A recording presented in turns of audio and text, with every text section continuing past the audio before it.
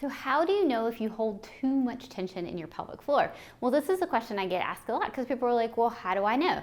So let's go over those signs and symptoms that you might have too much pelvic floor tension, or a hypertonic pelvic floor, or you might have tight pelvic floor muscles. So all those can be ways to describe what we're talking about here.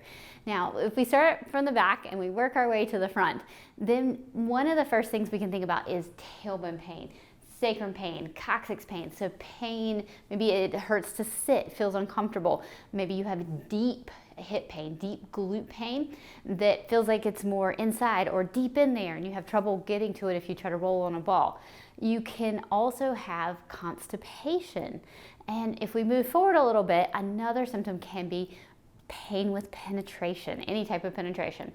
Or you might have UTI symptoms that are testing negative for UTI. You might have some burning and you're like, hey, what is this going on?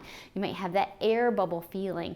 And so if we move up from the pelvic floor, the other thing we can think about is abdominal distension or bloating. We have more of that kind of bread loaf appearance out toward the front.